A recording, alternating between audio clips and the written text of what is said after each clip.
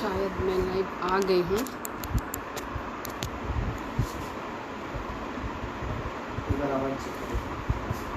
हाँ, आप अपने से आवाज़ चेक कर लें।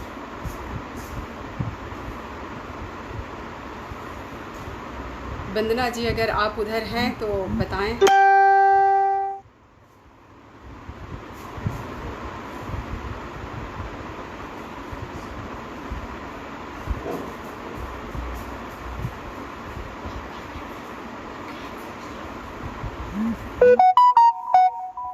प्रॉब्लम है क्या मेरे लाइव में?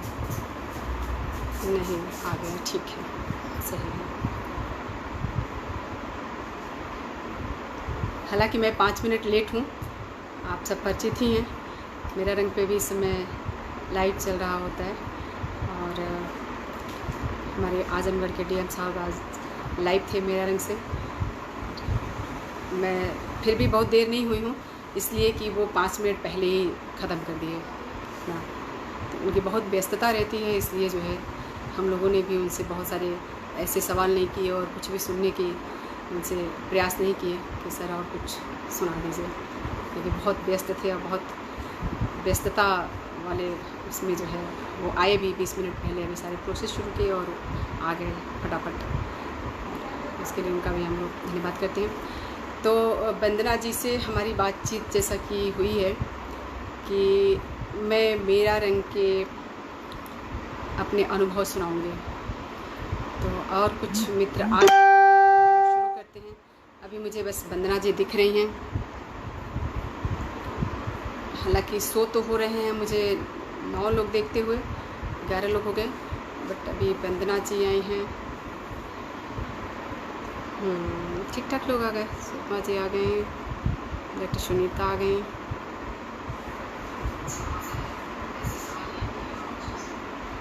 नीचा पांडे। तो आप लोगों की इजाज़त हो तो हम शुरू करते हैं। और आप सभी का मैं शुक्रिया अदा करती हूँ कि आप लोगों ने सोचा कि मुझे बुलाया जाए यहाँ पे। और दोस्तों को नमस्कार।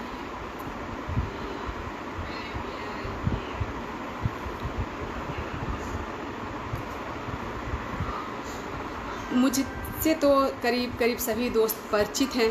मैं शालिनी श्रीनेत हूँ और मेरा रंग में काम करती हूँ आजकल। और मेरा रंग के अनुभव बताने आई हूँ, तो शुरू से मैं बताती हूँ कि किस तरह मेरा रंग की शुरुआत हुई। मैं खुद एक गांव की लड़की हूँ, गांव और शहर दोनों में रही हूँ। हर लोगों के बीच में मैं अपने आप को फिट पाती हूँ, मतलब ये मेरी सोच है। हो सकता है कि जो उनको ना कंफर्टेबल होता हो मेरे साथ, बट मैं अपने आप को फिट पाती हूँ क्योंकि बचपन गांव में गुजरा और जब मैं बड़ी हुई तो 50-50 रहने लगी, शहर और गांव दोनों में। तो मैं एयरफोर्स के अफसर्स के साथ भी रही हूँ और गांव के मज़दूरों के साथ भी रही हूँ। पिताजी गांव में काफ़ी समय तक प्रधान रहे और बहुत हेल्पिंग नेचर के थे, तो बहुत ही हेल्प करते थे गांव वालों का। बहुत सारे मज़दूरों के बीच में मैं रही हूँ, बहुत सारी पंचायतें अटेंड की हूँ। पंचायत में मैं बीच में आके बैठ जाती थी पिताजी के, और बीच बीच में टिप टिप बोलती रहती थी, डांट भी खाती थी कभी कभी। तो धीरे धीरे जो है मैं बड़ी हुई और इंटर करने के बाद ही जो है, इसका साउंड मुझे आ रहा है, इसे हटा दीजिए। तो इंटर करने के बाद ही मेरी शादी कर दी गई और मैं जब ससुराल आई तो मेरे ससुराल वाले लोग चाहते थे कि मैं पढूं। बहुत अच्छे लोग थे। जब लड़की की शादी से पहले आप सभी परिचित हैं, दिखौकी होती है। जब देखने आए थे मेरे जेठ जी तो उन्होंने सबसे पहला सवाल यही पूछा था कि पढ़ोगी ना। और मेरी सास भी जब देखने आई, दोबारा देखा गया, मतलब मुझे देखे लोग, मुझे मेरे देखने में मेरे जेठ जी एक कमी निकाले थे कि मैं सांवली हूँ, तो इस पे मेरी शादी रुक रही थी। तो सास दोबारा देखने आई और उन्हें मैं पसंद आ गई, मेरी शादी हो गई। तो उनका भी यही सवाल था कि तुम पढ़ोगी ना।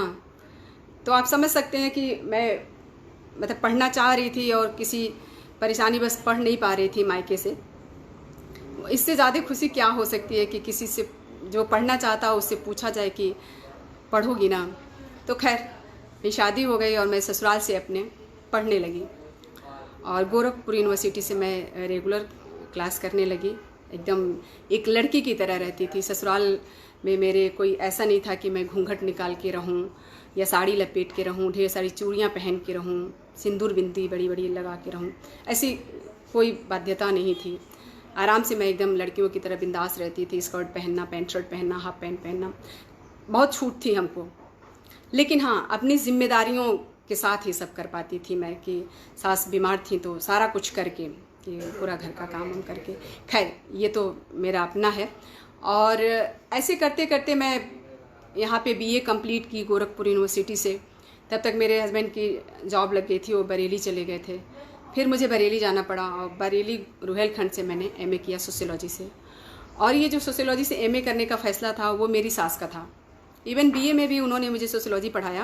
उन्होंने कहा कि मेरा बहुत मन है कि मेरे परिवार का कोई एक व्यक्ति सोशल वर्कर बने। तो बेटे तो बने नहीं, 2 ही उनके बेटे, वो तो बने नहीं और बहुएं भी नहीं। तो ऐसा करो कि तुम जो है ऐसा करो, ऐसी पढ़ाई करो कि आगे जो है सोशल वर्क कर सको। तो हमने कहा ठीक है। तो मैं एक सब्जेक्ट जब ले रही थी तो हिंदी, एंशियंट हिस्ट्री और एक पॉलिटिकल साइंस ले रही थी। तो माँ ने कहा कि नहीं, तुमको पॉलिटिक्स करने की कोई ज़रूरत नहीं है और तुम जो है सोशियोलॉजी पढ़ो। फिर मैंने एक सब्जेक्ट चेंज करके अपना सोशियोलॉजी लिया और फिर एमए में भी जो है एमए मैंने किया सोशियोलॉजी से। कायदे से देखा जाए तो मेरा रंग की नींव वहीं पड़ रही थी। शुरुआत उसी समय पड़ रही थी जब मैं बीए कर रही थी, कि माँ का मन था कि मैं सोशल वर्क करूं, दूसरों के लिए भी काम करूं, सिर्फ अपने लिए ना जीऊं, अपने परिवार वालों के लिए ही ना करूं। तो शुरुआत इसकी वहाँ से हुई, लेकिन मैं कुछ कर नहीं पा रही थी। आप सभी जानते हैं कि महिलाओं के साथ कितनी सारी चीज़ें होती हैं, कि ससुराल से पढ़ाई करना तो बहुत ही मुश्किल होता है। मेरा परिवार ऐसा था तो मैं पढ़ पाई, अदरवाइज़ पढ़ना मुश्किल होता है। घूंघट निकाल के रहना है, तीनों टाइम आपको समय से खाना बनाना है, सास के पैर भी दबाने हैं। मेरे समय में ये सब चलता था, मैंने दबाया भी अपने सास के पैर। लेकिन बाद में जो है धीरे धीरे मैं जब एमए कर ली तो तुरंत कुछ ही दिन के बाद मेरी तबीयत ख़राब हो गई प्रेगनेंसी के दौरान, और फिर मेरी पढ़ाई ब्रेक हो गई, मैं नहीं पढ़ पाई। उसी दौरान मैंने एक जगह एनजीओ में मेरी बातचीत हुई, इंटरव्यू दिया मैंने और मेरी जॉब लग गई। वो बच्चों का स्कूल था जहाँ डफ एंड डम बच्चे पढ़ते थे, जो बच्चे सुन और बोल नहीं सकते। उनको लिप रीडिंग से पढ़ाया जाता है और इशारे से पढ़ाया जाता है, ए बी ऐसे करके। तो वहाँ पे मैंने नौकरी ज्वाइन कर लिया और मैं नौकरी करती रही। उसी बीच फिर कुछ जान पहचान के लोग कोऑर्डिनेटर मिले और सभी लोगों ने कहा कि यार ऐसा करो, अब तुम्हें एक बेबी आ जाना चाहिए तुम्हारे परिवार में। मेरी सास की भी इच्छा थी, तो एक बेबी आ गया, फिर मेरी नौकरी छूट गई। लेकिन थोड़े दिन बाद फिर दोबारा से मैंने जो है दिशा स्कूल में ज्वाइन कर लिया, उन्हीं बच्चों के साथ, डफ एंड डम बच्चों के साथ। और वहाँ पे मुझे बड़ी वैसी जिम्मेदारी दी गई कि कैसे आप डफ एंड डम बच्चों का क्लास शुरू करेंगी। स्टार्ट करना था वो क्लास। उससे पहले साधारण बच्चों की पढ़ाई हो रही थी, सामान्य बच्चों की, जो बच्चे बोल सुन सकते थे, लेकिन वो भी विकलांग थे। तो ऐसे करते करते जो है मैं नौकरियां करती रही, परिवार में फंसती रही। माँ की बीमारी हुई, उनके साथ रही। अलग अलग हस्बैंड के ट्रांसफ़र के साथ मेरा भी ट्रांसफ़र होता रहा है, मैं उनके साथ ही जहाँ तहाँ रहती रही। जब मैं बेंगलोर गई तब मेरा मन बड़ा ख़राब सा हुआ कि अरे यार, मैं कुछ कर नहीं पा रही हूँ, क्योंकि बेंगलोर में छोटा बेबी भी हो गया और वहाँ थोड़ी सी लैंग्वेज की भी प्रॉब्लम मुझे हुई थी। लोकल कन्नड़ में बातचीत नहीं कर पाती थी। धीरे धीरे मैंने वो भी सीखा। तब भी मैं कुछ बाहर जाके नहीं कर पा रही थी। अब बच्चों की जिम्मेदारी आ गई थी, उसके पहले माँ बीमार थी, उनकी जिम्मेदारी, अब बच्चों की जिम्मेदारी। फिर मैंने जो है घर ही में अपना एक काम शुरू किया, छोटा सा कोर्स किया, और मैंने घर में ही जो है एक ब्यूटिशियन का काम शुरू किया था। जब शुरू में किया था तो मेरे कुछ जानने वाले जो बहुत ही क्लोज होते हैं, आपके अपने भाई बहन और दीदी कहने वाले लोग, उन लोगों ने कहा यार क्या काम शुरू कर रही हो, नाई का काम है ये तो। खैर, किसी के कहने से कुछ नहीं होता। मेरे घर वालों को कुछ बुरा नहीं लगा और मैं अपने छोटे बच्चे के साथ ही काम शुरू कर दी। फिर भी मैं सोशल वर्क नहीं कर पाई, लेकिन इन सब के साथ छोटे छोटे काम करती रही। जैसे बरेली में कोऑर्डिनेटर के साथ जगह जगह जो सड़क पे बच्चे बैठे रहते हैं, मूर्तियों के बच्चे किनारे आके बसे हुए हैं बाहर से आके, वो लोग बनाते रहते, तो उन लोगों के लिए भी बहुत काम किया। कुछ बच्चे ऐसे थे जिनका एडमिशन नहीं हो पाता था, माँ बाप चाहते थे, उनके घर जाके हम लोग बात करते थे और स्कूलों में एडमिशन करवाते थे कोऑर्डिनेटर के साथ मिलकर। कानपुर में भी काफ़ी इसी तरह का छोटा मोटा काम मैं करती रही। जब मैं यहाँ आई तो मेरी एक दोस्त मिली अनु, उसने भी कहा यार हम लोग कुछ करते हैं, तो उसके साथ भी मिलके हम लोगों ने कोशिश किया कि जो झुग्गी वाले लोग रहते हैं उनके घर जाते थे, उन लोगों को समझाते थे। दुकान पे जो बच्चे छोटे बच्चों से काम करवाते थे उन दुकान वालों को डांटते थे हम लोग कि आप लोगों को समझ नहीं है, इतने छोटे बच्चों से काम करवाते हैं और ये जो है बाल मजदूरी नहीं करानी चाहिए, हम लोग आप पे केस कर देंगे, धमकी देते थे। तो इस तरह से काम करते रहे। लेकिन 4 साल पहले मेरी तबीयत ख़राब हुई और वो एक अवसर मिला मुझे घर में रहने का और अपने बारे में, काम के बारे में सोचने का, क्योंकि उस समय मैं कुछ भी नहीं कर पा रही थी, अचलस्त हो गई थी एक तरह से देखा जाए तो, डेंगू हुआ था। तो फिर उसके बाद जो है हमने मेरा रंग की न्यू शुरू की। दिमाग में धीरे धीरे चलता रहा कि क्या करें, कैसे करें। अचानक से एक दिन मैंने अपने पति से बात की कि क्यों ना हम सोशल वर्क का कुछ ऐसा काम शुरू करें कि जब तक बच्चे बड़े नहीं होंगे तब से घर में से कुछ कर सकते हैं। उन्होंने कहा कि ठीक है, सोचो, फिर कर लेना। अच्छी बात यह है कि मेरे घर में ना कभी सास किसी बात के लिए रोकी और ना ही मेरे पति। मैं सास यहाँ सबको जानने के लिए बता रही हूँ, मैं सास शब्द इस्तेमाल नहीं करती हूँ। अगर कभी मैंने कहीं कुछ लिखा है, माँ नाम से अगर कुछ लिखा है, तो मैंने सिर्फ अपनी सास के लिए लिखा है, अपनी माँ के लिए बहुत कम लिखा है, क्योंकि उस तरह के अनुभव मेरे अपनी माँ के साथ नहीं है। मैं पिताजी के साथ ज़्यादा रही हूँ और अपनी चाची के साथ ज़्यादा रही हूँ, काकी मैं बोलती थी उन्हें, तो इसलिए। तो जब मेरा रंग की बातचीत, एकदम मेरा रंग नहीं कह सकते, लेकिन हाँ कुछ करना है ये चल रहा था। क्या करना है ये नहीं पता था। उसी दौरान मेरे घर में एक मेरी दोस्त रहती थी, यहीं रहती थी, और मेरी तबीयत के दौरान ही रहने लगी और बीच में उनकी जॉब चली गई थी, तो वो साथ साथ रहने लगी मेरे।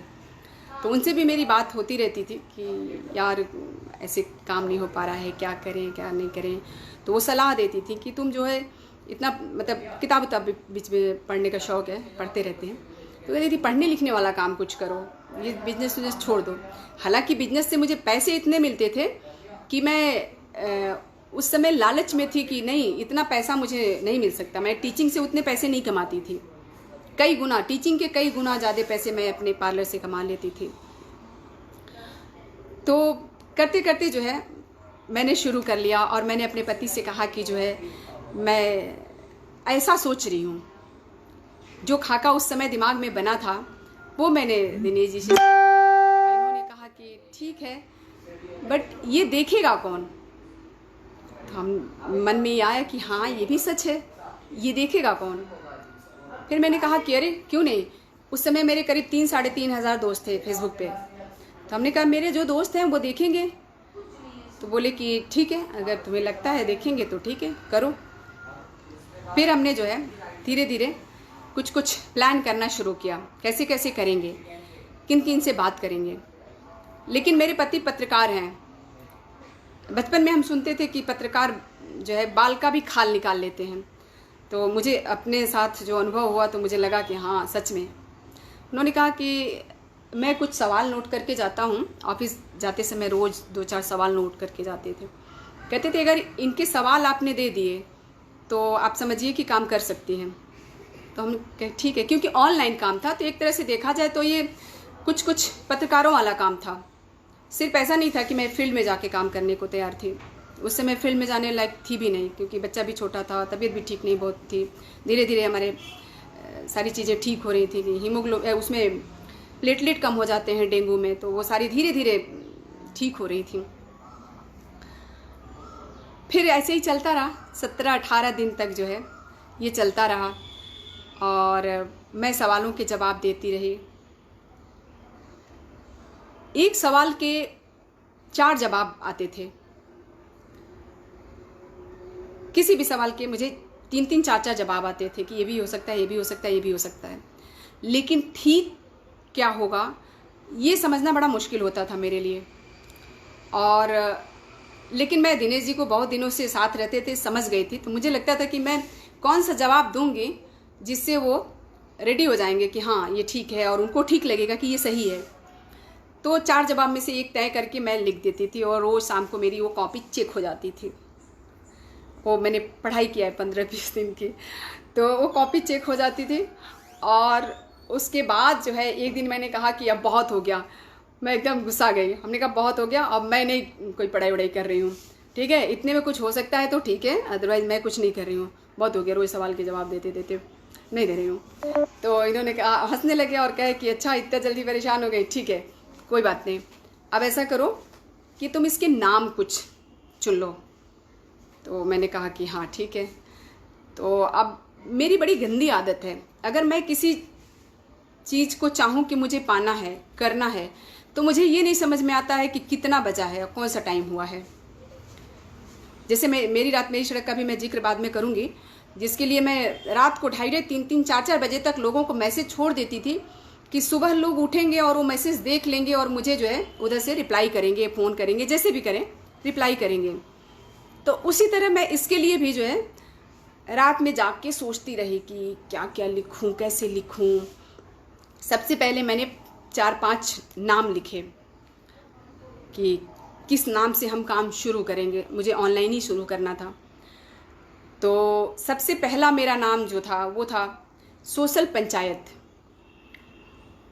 पंचायत शब्द पता नहीं क्यों मुझे बड़ा अपील करता है, शायद मैं बहुत सारे पंचायतों में रही हूँ, प्रधान की पंचायत से लेके गली मोहल्ले तक की पंचायतों में बहुत शामिल रही हूँ, बहुत झगड़े छुड़ाती थी, मारपीट में भी खूब शामिल रही हूँ, करती नहीं थी, मतलब वो ज़रूरत पड़ने पे करती थी। एक दोस्त मिला था, मेरे हस्बैंड से पूछा ठीक से रहती है, इन्होंने कहा हाँ क्यों, स्कूल में बड़ी मारपीट करती थी। तो वो लोगों के साथ नहीं करती थी, वो एक कभी समय होता था कि कोई ऐसा किया कि लगता है कि उसको मार दो तभी वो सुधरेगा या सुनेगा मेरी बात को, तो मारती थी। लेकिन पंचायतों में किसी को मारना नहीं होता था, पंचायत करनी होती है।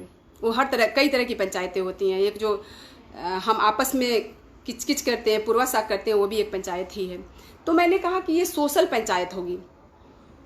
लेकिन मुझे ये भी पता था कि मेरे पति एक नाम से तो संतुष्ट होने वाले हैं नहीं, तो मैंने उसके साथ ही 3-4 नाम और लिखे। इनसे मिलिए, सोशल मीडिया के हिसाब से इनसे मिलिए, हम भी कुछ हैं, मेरा रंग, इस तरह करके मैंने 5 नाम जो है सोच के रखे। और अगले दिन सुबह उठ के ऑफिस जाने से ठीक पहले हमने कहा कि जो है मैंने नाम लिख लिए हैं, ठीक है, आप उसमें से एक सेलेक्ट कर लीजिए। 1 मिनट में रुकूंगी ना, वहाँ से ना एक बोर्ड लगा के उद्भव से बोलिएगा ज़रा इसमें चार्ज, हाँ कम है बैटरी। तो इन्होंने कहा कि ठीक है, बड़े ज़ोर से हंसे, मतलब एक बैंग की तरह हंसे, और मुझे वो अच्छा नहीं लगा हालांकि, लेकिन हम इतने दोस्त की तरह रहते हैं, इतना झगड़ा करते हैं, बात बात पे झगड़ा होता है, नमक ज़्यादा हो गया तो भी झगड़ा करेंगे। मेरे बच्चे कहते हैं कि आप लोग कितनी छोटी बात पे लड़ते हैं। हम कहते हैं मंत्री थोड़ी हैं देश के लिए लड़ेंगे। तो इस तरह फिर जो है इन्होंने कहा कि ठीक है, मैंने कहा मुझे ना सोशल पंचायत अच्छा लग रहा है, सोशल पंचायत रख लेते हैं। इन्होंने कहा कि सोशल पंचायत नहीं, अच्छा नहीं लग रहा है ये ना, बड़ा पंचायत जो है ना वो अच्छा नहीं लग रहा है। मैंने कहा कि ठीक है, उधर से आ जाएगा, अच्छा। तो फिर जो है इन्होंने कहा कि जो मेरा रंग है ये सही है, ये रख लेते हैं। तो हमने कहा कि ठीक है, और मतलब इन्होंने अपने ढंग से मुझे समझाया कि क्यों जो है मेरा रंग ठीक है। थोड़ा सा वीडियो हिलेगा, मैं चार्जर में लगा रही हूँ मोबाइल।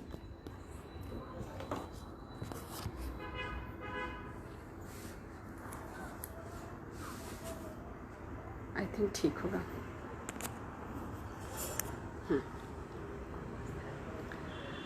तो हम लोगों ने जो है इस तरह तैयारी करके, ये नीचे करें थोड़ा सा, और शुरू कर दिया कि, लेकिन इनका अगला सवाल था कि ये जो आप डालेंगी वीडियो, जहाँ भी डालेंगी देखेगा कौन। तो हमने वही कहा था कि 3,500 लोग हमारे हैं, उसमें से 500 लोग देखेंगे ना, बहुत होते हैं 500 लोग। बोले कि ठीक है शुरू कर लीजिए। फिर मैंने जो है शुरू किया, और उसी समय मेरे घर में बहुत सारे लोग परिचित भी होंगे, बहुत सारे लोग नहीं भी होंगे।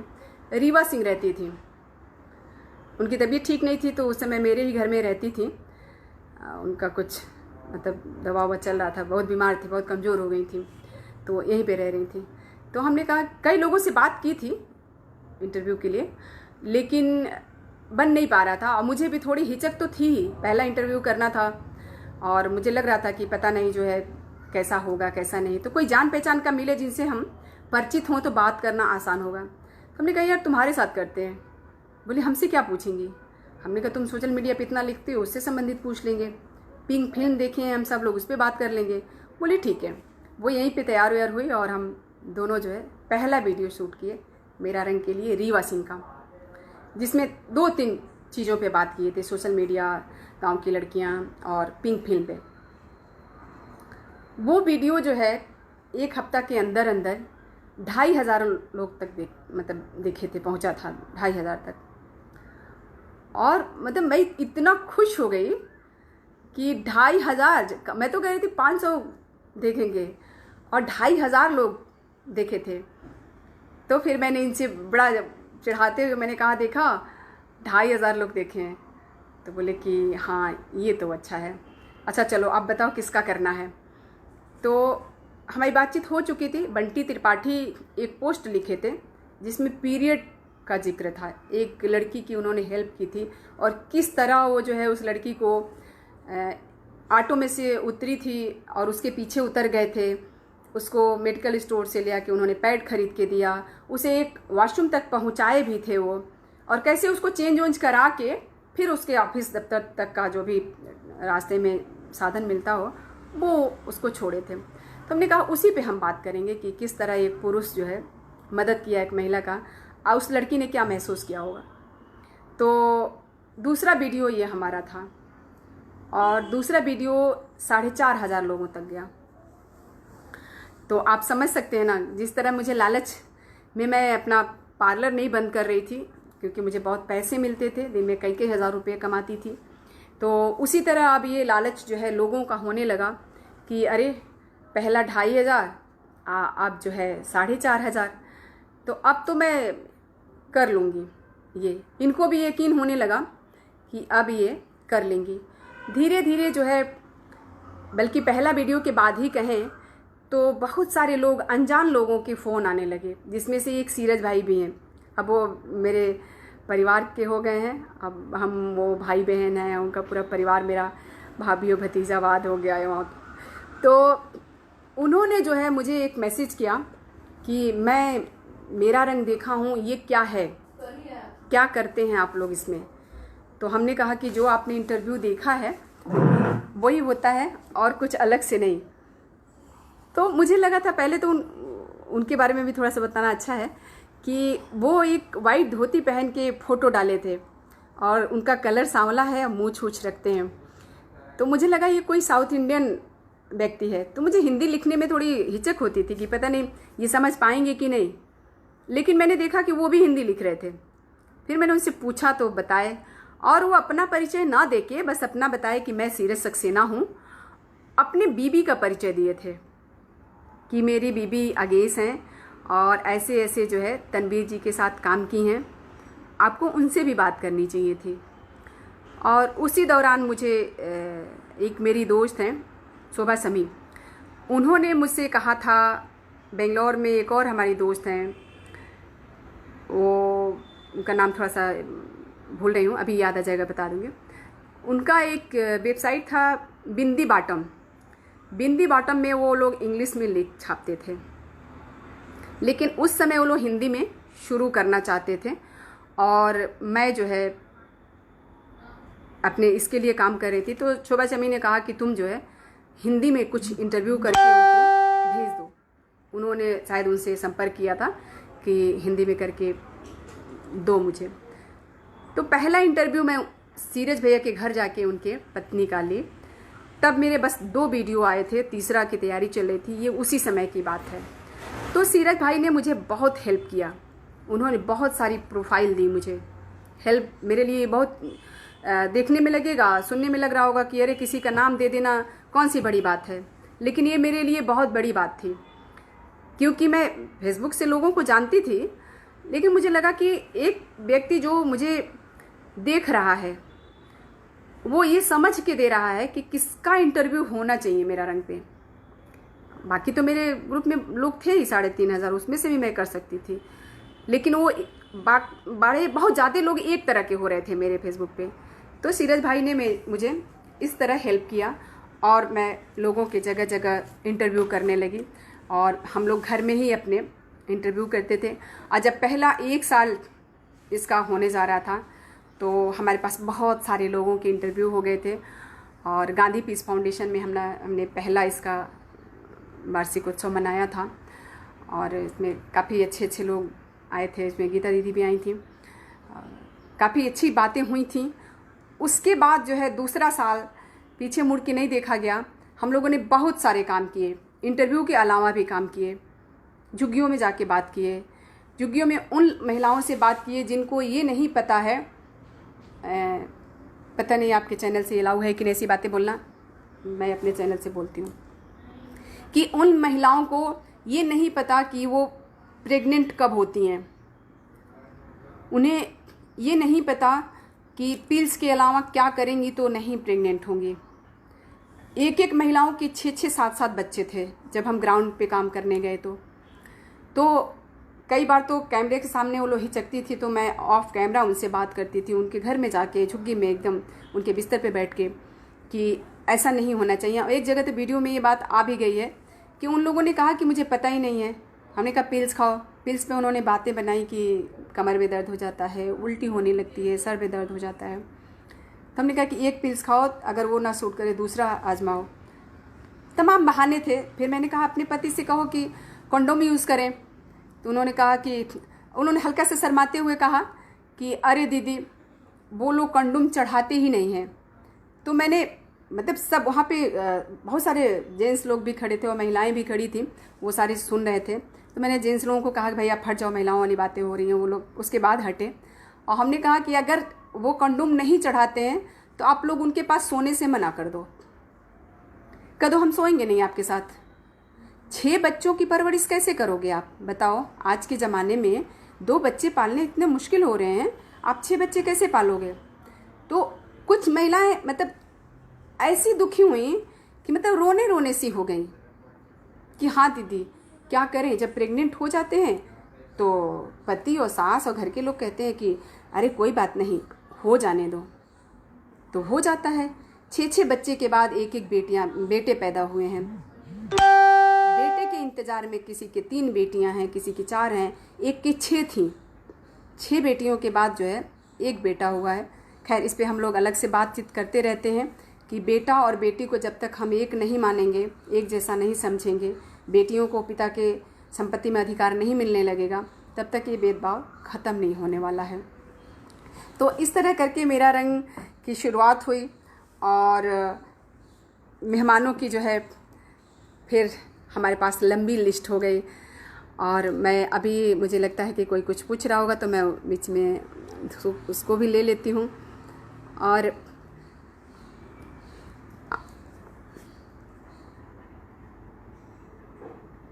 मेरी आवाज़ स्लो आ रही है, सुनीता का कहना है। पीछे से फैन की आवाज़ आ रही है, भी बंद हो गया। गीता दीदी एक साहसी लड़की की कथा सुनिए, बहुत जुझार हुए शालिनी। थैंक यू दी। सोनी जी नमस्ते, सभी दोस्तों को नमस्ते। वंदना जी नमस्ते, बहादुर लड़की का स्वागत है। अरे आप लोग बहादुर कह रहे हैं ना, हम बहुत डरपोक हैं। अपनी लंबे बालों वाली लड़की कहाँ गई? चलिए स्वागत ही है, नमस्कार है, घटनाएं साथ साथ चलती रहें। की कहानी पढ़ी थी फेसबुक पर, बहुत ज़बरदस्त है। हाँ गीता दी, मेरी सासू माँ बहुत अच्छी थी, और मैं अपने सासू माँ की एक कहानी सुनाऊंगी अभी।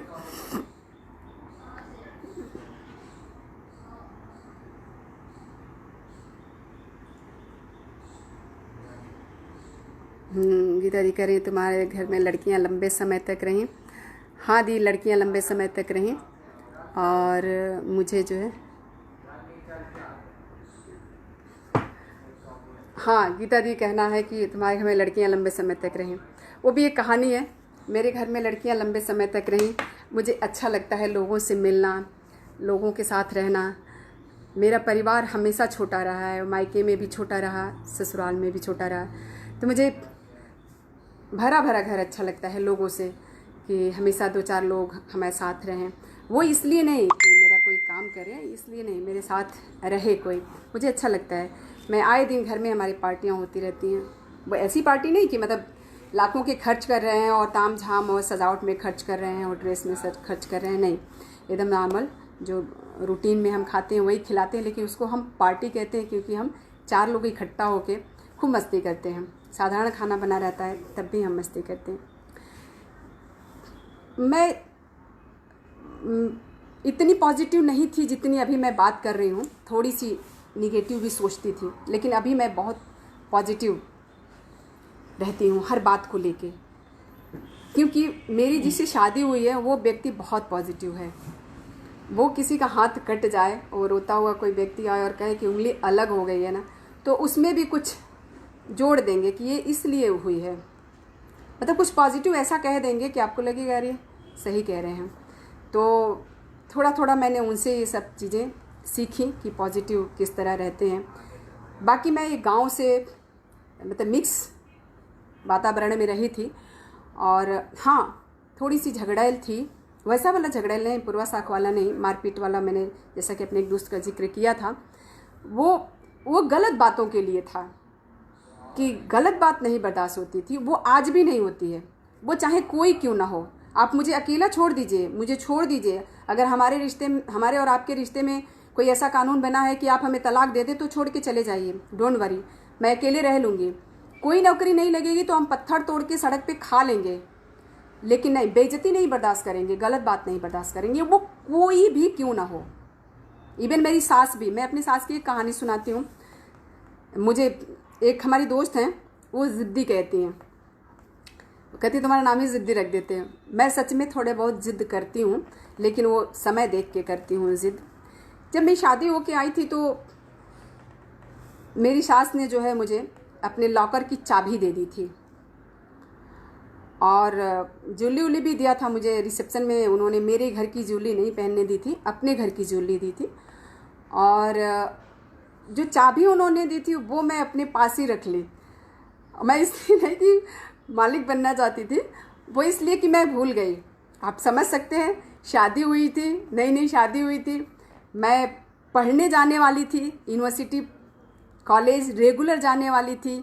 जो लड़की 2 साल अपने बर्बाद की हो कि मेरा एडमिशन हो जाए यूनिवर्सिटी में, गोरखपुर यूनिवर्सिटी में, उस लड़की को ये सारी चीज़ें मिल रही थी, तो वो कितनी खुश होगी, कितनी पागल होगी, मतलब कैसी स्थिति रही होगी, आप अंदाज़ा लगा सकते हैं। कितनी वो खुशी वाला वो एक परेशानी रहा होगा कि ये कर लूँ, कि ये कर लूँ, ये भी मिल गया, ये भी मिल गया, सब समेट रही थी।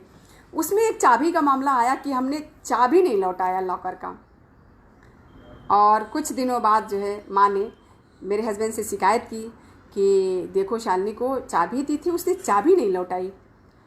और ये मेरे हस्बैंड जाके मुझसे कहे कि शालिनी तुमने चाबी नहीं लौटाई मम्मी को। तो हमने कहा कि अरे मुझे भूल गया था, मैं अभी देती हूँ। तुरंत मैंने अपनी अलमारी खोली और चाबी निकाला। हमने कहा ये लीजिए। तो बोले कि नहीं, जाओ तुम दे आओ और सॉरी भी बोल देना। मेरी इनसे हो गई लड़ाई। हमने कहा सॉरी किस बात के लिए? तो कह रहे कि अरे चाबी नहीं दिया था ना, इसलिए माँ नाराज़ हो रही हैं, तो सॉरी बोल देना। हमने कहा नहीं, चाबी नहीं देना कोई गलती थोड़ी है, मैं मतलब सॉरी क्यों बोलूँगी? तो बोले अरे बोल देना, सॉरी बोलने में क्या जाता है? तो हमने कहा नहीं, बिल्कुल नहीं, मैंने गलती नहीं की है। पिताजी कहते थे बिना गलती की सॉरी नहीं बोलते हैं। तो कहते अरे ये सब नहीं चलेगा, यहाँ पे जाके बोल देना। हमने कहा ठीक है, बोल दूँगी। मैं चाबी लेके गई और मम्मी को आराम से चाबी पकड़ाया, और हमने कहा कि मम्मी मैं सॉरी नहीं बोलूँगी। उन्होंने कुछ कहा नहीं, मैंने सीधा चाबी देते हुए कहा कि मैं सॉरी नहीं बोलूँगी। और वो मुझे ऐसे देखने लगे एकदम थोड़ी सी नाराज़ होके। तो हमने कहा मम्मी मैंने कोई गलती नहीं की है, चाबी आपने दी थी और मैं रख के भूल गई इतने सारे कामकाज में।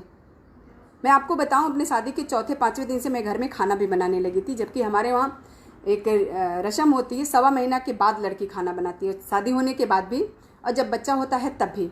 लेकिन मेरी माँ की तबीयत ठीक नहीं रहती थी, मेरी सास माँ की, तो मैंने खुद से कह के कि पंडित जी को बुलाइए, मुहूर्त निकलवाइए और हम खाना छू लेते। तो मैं खाना भी बनाने लगी थी उस समय। खाना बनाना, नई शादी, पढ़ाई करना, ये सारी चीज़ें मुझे बहुत एक साथ ढेर सारी चीज़ें मिली हुई थी। मैंने सॉरी नहीं बोला और मैं चाबी दे के चली आई। जब मेरे हस्बैंड से बात हुई तो मेरी मम्मी ने कहा, भाई साहब बड़ी अकड़ लड़की है, सॉरी नहीं बोला इसने। फिर कुछ दिन ऐसे ही बीत गया और एक दिन पता नहीं उनको क्या हुआ, किस बात से उसको रिलेट किया उन्होंने, और उन्होंने कहा कि अब मुझे अच्छा लग रहा है वो बात सोच के कि तुमने मेरी गलत बात पे सॉरी नहीं बोला था, नहीं तो शायद मैं बार बार छोटी छोटी गलतियों पे तुमसे सॉरी बोलने के लिए कहती, और तुम नहीं बोलती तो मैं ऐसे ही झुझलाती। तो मैं सॉरी नहीं बोलती हूँ बिना गलती के। अगर आप बड़ा से बड़ा कोई क्यों ना हो, कुछ भी हो, किसी भी पोस्ट पे हो, इवन पीएम तक हो, अगर गलती करते हैं तो मैं गलत उनको भी कहती हूँ। और ये भी नहीं कि पीठ पीछे, मैं सामने करने वाली हूँ। ज़्यादा से ज़्यादा कोई मेरा साथ छोड़ देगा, इससे ज़्यादा कुछ नहीं कर सकता। और इस बात के लिए मैं हमेशा तैयार रहती हूँ कि जो भी स्थिति होगी मैं उसमें गुजर कर लूँगी। अभी एक लड़की का फ़ोन आया था 15-20 दिन पहले, मैं ये डोमेस्टिक वायलेंस पे बात कर रही हूँ। एक लड़की परेशान थी, तो उसने कहा कि यार मैं अकेली हूँ, अकेली जॉब कर रही हूँ और मेरी अभी शादी हुई है और मेरे पति मुझे मार रहे हैं। तो हमने कहा कि क्यों? तो सब बताए। हमने कहा चिंता मत करो, तुम नौकरी जाने का उसका डर है। हमने कहा ऐसा करना कि तुम जब नौकरी चली जाएगी तो तुम मेरे घर आ जाना। दीदी बोलती है वो, तो बोली कि क्यों, आपके घर क्यों आ जाएंगे? आप लोगों के घर परिवार बच्चे नहीं हैं, आप क्यों हमारा खर्चा उठाएंगे? तो हमने कहा यार तो फिर कहाँ जाओगी जब तुम्हारा कहीं से पटता, किसी से पटती नहीं है और घर में भी लड़ाई हो रही है। तो कुल मिला के वो तैयार हुई कि ठीक है दीदी मैं आ जाऊँगी। बड़ी खुश भी हुई। और उसके बाद मैंने कहा कि देखो, अगर तुमको लग रहा है कि हम लोगों को भी दिक्कत हो सकती है, भाई ये तो आफत सब पे आई है कोरोना वाली, कि किसी की भी नौकरी जा सकती है, कोई भी इस समय पैदल हो सकता है, पैसे से परेशान हो सकता है। लेकिन जानते हो क्या करेंगे? हम लोगों पे संकट आएगा ना तो हम सब गांव चलेंगे और खेती करेंगे, आराम से खाएंगे, मस्ती से रहेंगे। तो वो कहती है कि हर बात का आपके पास जो है इलाज है, हर मर्ज की दवा है आपके पास। तो मैं हर स्थिति में जो है रहने को एकदम तैयार रहती हूँ। जब मेरी शादी हुई तो मेरे घर में कमी नहीं थी। मैं अच्छे घर की बहू हूँ, अच्छे घर की मीन्स की ठीक ठाक उन लोगों के पास ज़मीन जायदाद भी है, पैसे रुपए सब कुछ थे। लेकिन कुछ परिस्थितियाँ ऐसी थीं जो घर संभल नहीं पा रहा था इन लोगों से। और जब मैं शादी हुई तो बहुत घर ऐसे था और बिखरा हुआ भी था। बहुत सारे लोग इधर उधर रहते थे, सब इकट्ठा नहीं रहते थे। सबको मैंने इकट्ठा किया। ये बात पब्लिकली कहने वाली तो नहीं है, लेकिन मैं कह रही हूँ, मेरे जेठ जी ने 2 शादियाँ की हैं। एक तो मम्मी पापा की मर्ज़ी से और एक अपनी मर्ज़ी से। उन्होंने लव मैरिज की है क्रिश्चियन लड़की से, और फिर अपनी पहली पत्नी को उन्होंने छोड़ दिया था। वो गांव और मेरे गोरखपुर वाले घर में मिलके रहती थी। गांव की खेती बाड़ी बहुत ज़्यादा है हमारे पास, तो वो कराती थी और रहती थी। बेटा हॉस्टल में पढ़ता था, सब परिवार बिखरा हुआ था। उनकी दूसरी बीवी लखनऊ रहती थी। तो सबको मैंने समेटा, एक जगह किया। और हम बाद में जो है उनकी बड़ी वाली जो पत्नी थी, जो हमारी जेठानी थी, वो और उनका बेटा, हम सब एक जगह रहने लगे। और फिर मेरी पढ़ाई जो है वहाँ से कंटिन्यू होने लगी।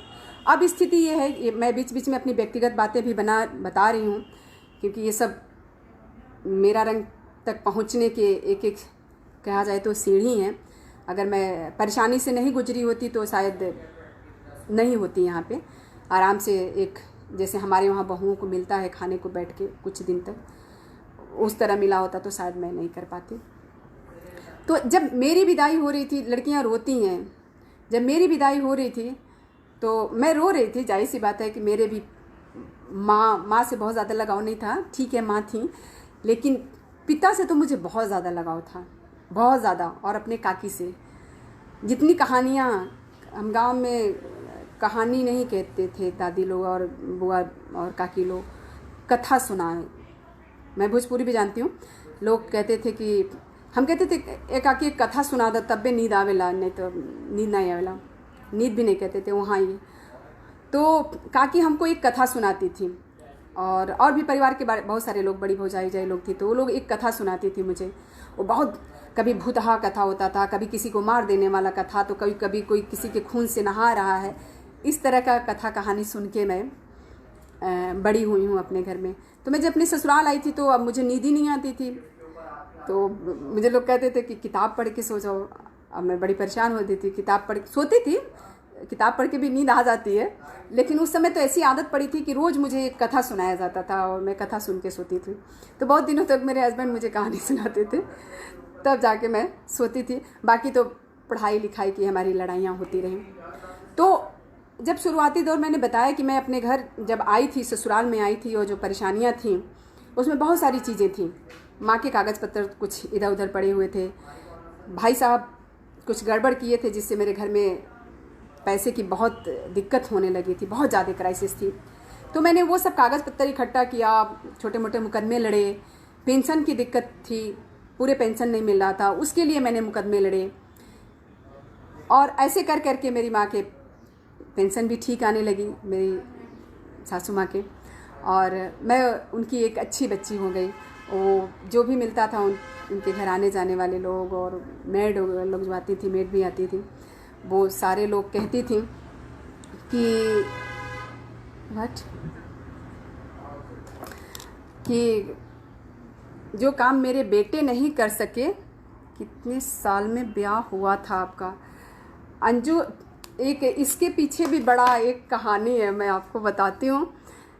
मैं तो कहती हूँ मेरी शादी 20 साल में हो गई थी, क्योंकि मेरी इंटर हुई और 2 साल मेरा बर्बाद हुआ, उसके बाद मेरी शादी हुई। लेकिन मेरा जन्म का एक कहानी है कि डेट किसी को नहीं याद है। मेरे सर्टिफिकेट में कुछ और डेट है और मेरा जन्मदिन जो मनाया जाता है वो कुछ और डेट है।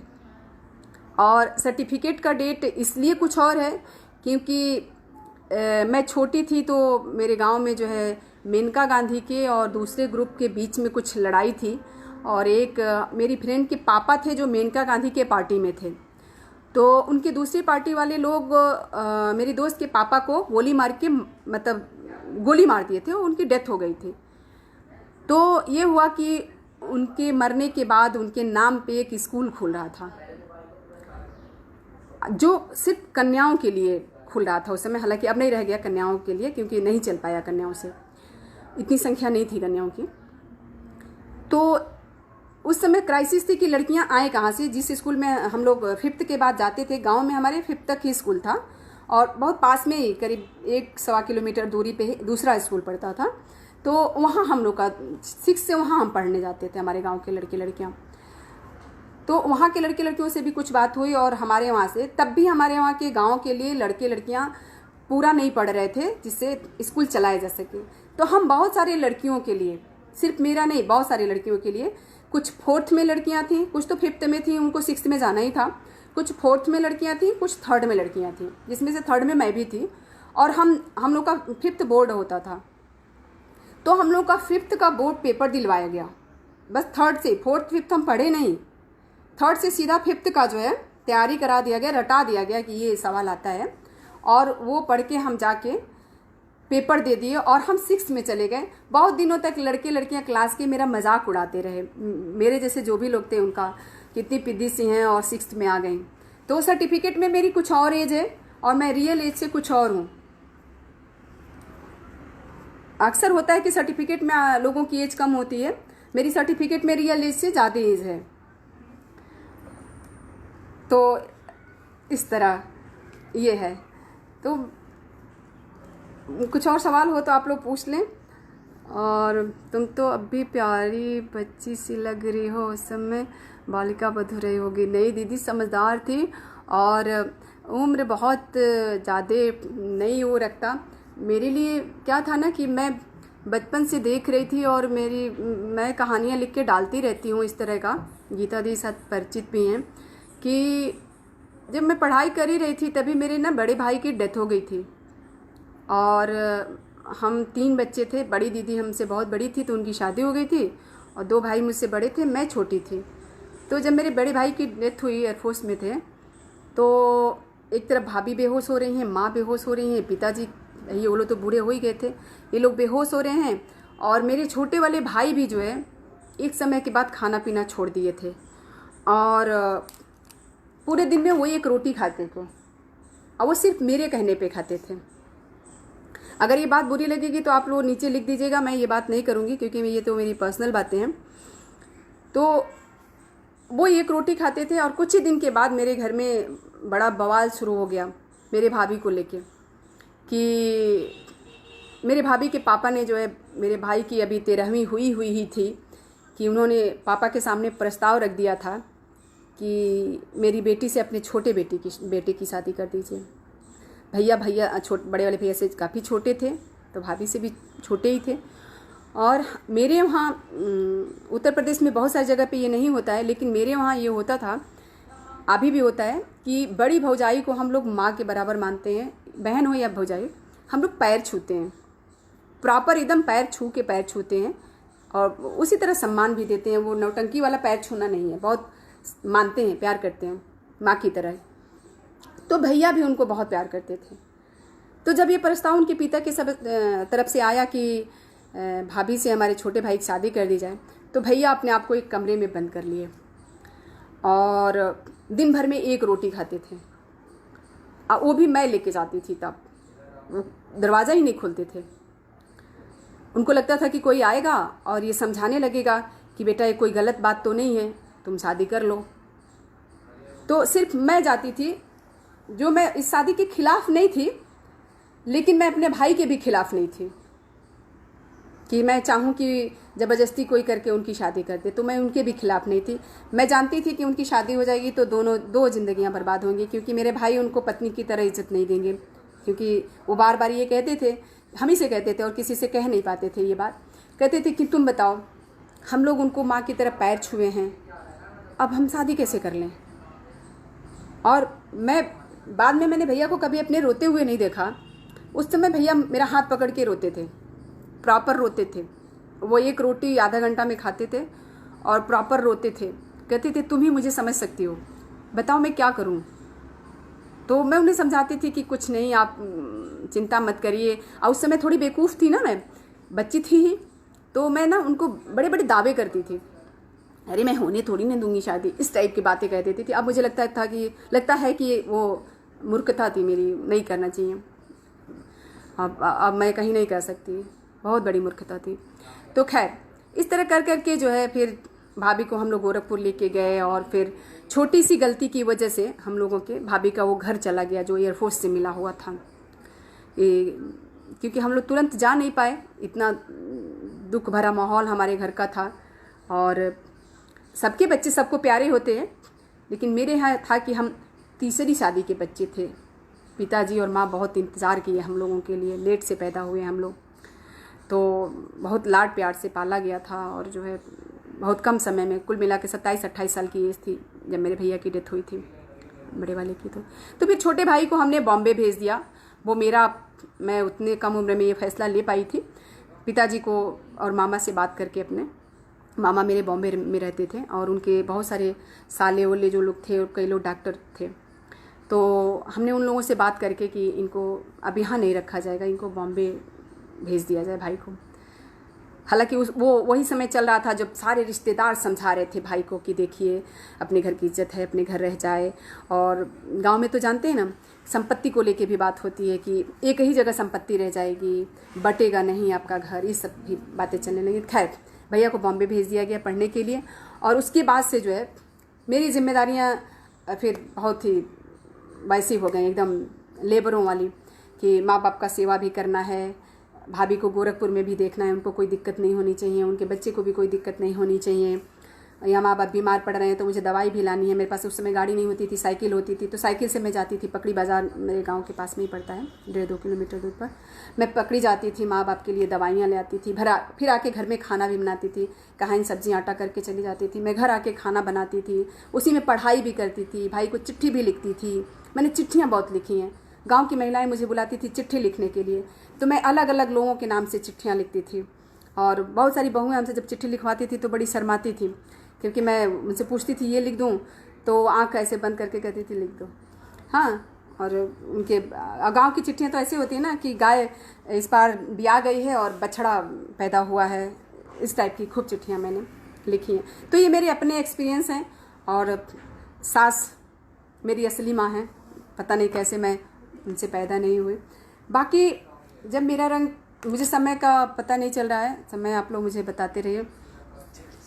तो जब मेरा रंग चलने लगा, लोग देखने लगे, लोगों के फ़ोन आने लगे, लोग हमें प्रोफाइल्स देने लगे, इसी बीच हमारे पास एक अलग तरह का काम आया कि लड़कियां फ़ोन करने लगी, महिलाएं फ़ोन करने लगीं जो अपने घरों में परेशान थी, डोमेस्टिक वायलेंस हो रहा था उनके साथ। इसके बाद एक अलग तरह का काम शुरू हुआ। हालांकि इस काम के लिए मेरे पति ने शुरू में मना किया मुझे कि नहीं, ये नहीं कर पाओगी और इसमें नहीं तुम्हें हाथ डालना चाहिए, जो कर रही हो उसी को करो।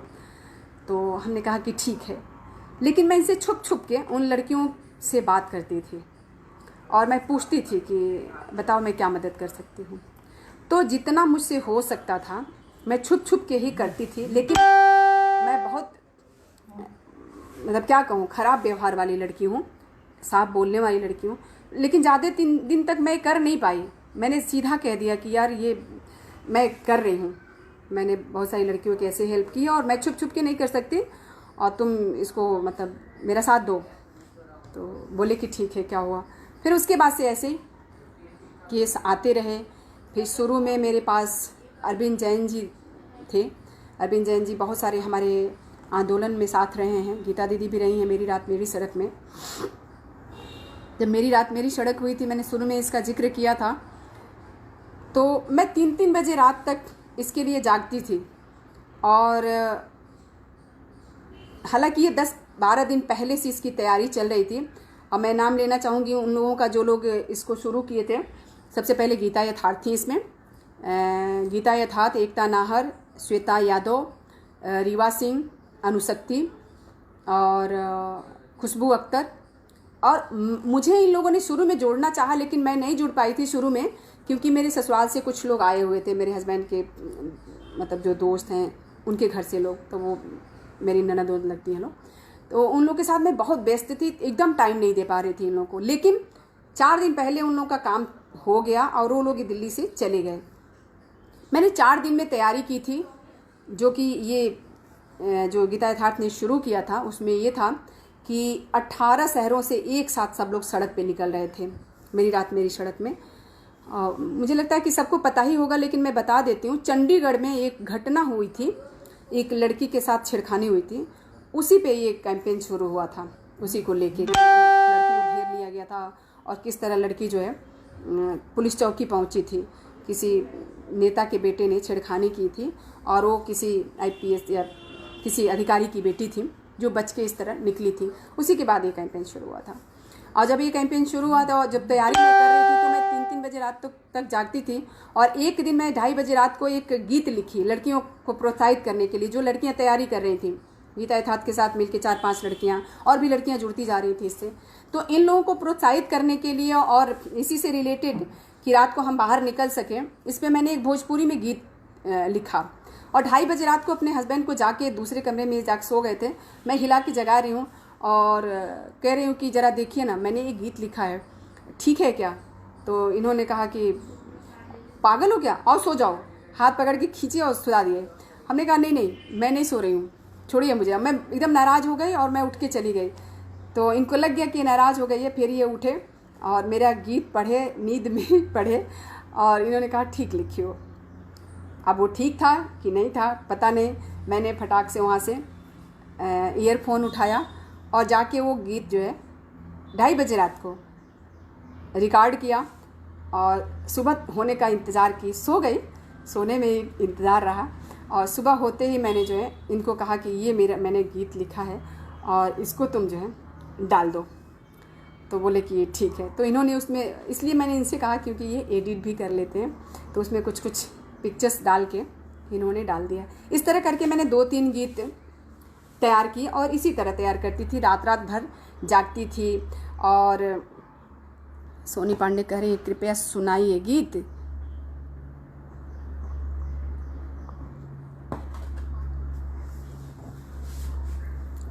सोनी पांडे स्पष्ट कर दीजिएगा, अगर गीत सुनाने करेंगी तो मैं थोड़ा सा गा दूंगी, हालांकि गाने की स्थिति में हूँ नहीं, रात भर उल्टी की हूँ। कल बताया था ना आपको घटना, उसके बाद से जो है रात भर 3 बजे रात तक उल्टी किया मैंने, फिर 4 बजे सोई हूँ, 9 बजे उठी हूँ आराम से। तो इस तरह करके जो है मेरी रात, मेरी सड़क शुरू हुआ था। और जिस दिन हम सड़क पे उतरे थे तो जगह जगह लड़कियां गई थी, और दिल्ली की जो मतलब दिल्ली में जहाँ जाना था, पहुंचना था हम लोगों को, वहाँ के लिए मेरे इलाके के लोग जाने से मना कर दिए थे, जहाँ मैं रहती हूँ, वैशाली के पास वसुंधरा में।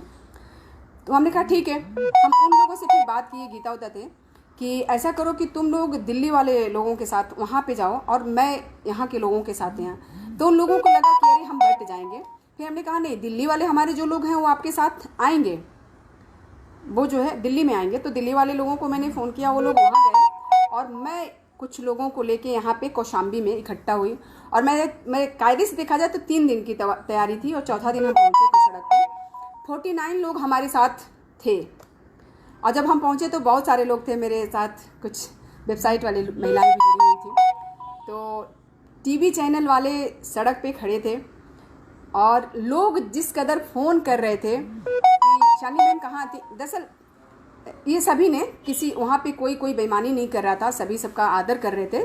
तो कुछ नंबर शेयर कर दिया गया था, जिसमें शायद मेरा नंबर ऊपर चला गया था, या कैसे लोग मेरे पास फ़ोन कर रहे थे सारे चैनल वाले। तो कुछ लोगों के मैंने नंबर उनको दिए कि नहीं भाई, मैं वहाँ से नहीं देख रही हूँ, वहाँ से वो लड़कियाँ देख रही हैं और यहाँ से मैं देख रही हूँ। तो जब मैं पहुँची तो वहाँ पे टीवी चैनल वाले कैमरा वैमरा लगा के खड़े हैं और जानना चाह रहे हैं कि हम लोग क्यों आए हैं और क्या करना चाह रहे हैं, हमारी मांग क्या है, किससे मांग है।